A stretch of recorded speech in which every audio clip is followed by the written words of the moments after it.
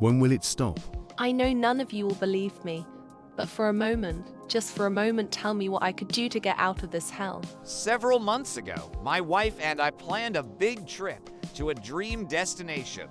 Honestly, it was such an important trip that we had been worked up about it and stressed, to say the least. Everything was in order. The tickets, the luggage, the hotel, the spots we would visit, our ride, and the food. There was no way it could have gone wrong. We checked everything so many times. 5 days ago, we boarded our train with excitement and curiosity. We got into our seats and put our luggage where needed. Now we could just sit back, and soon we'd be at the place of our dreams. Then, we went into a tunnel.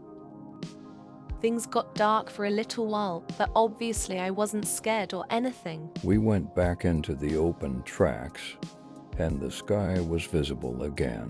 I looked to my side. My wife had fallen asleep, although she was awake just before we went inside the tunnel. Whatever. She's a sleepy girl after all, I said, and brushed it off. Then I heard it, honey, look. We are already at the station right before ours.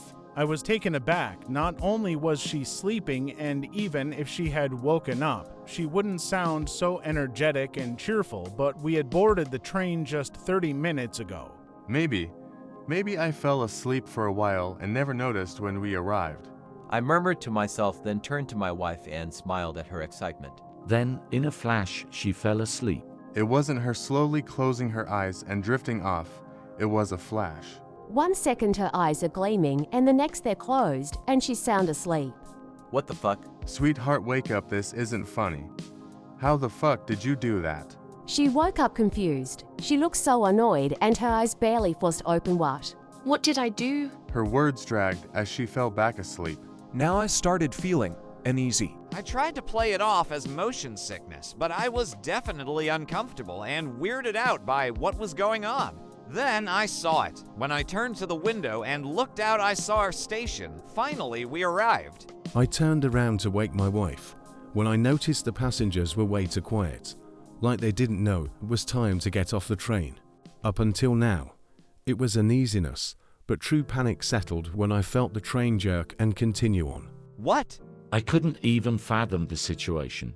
My wife woke up. What's wrong, baby? She moved around in her seat trying to comfort me. We arrived at our station, but the train is still going. I said, confused and starting to feel a little insane.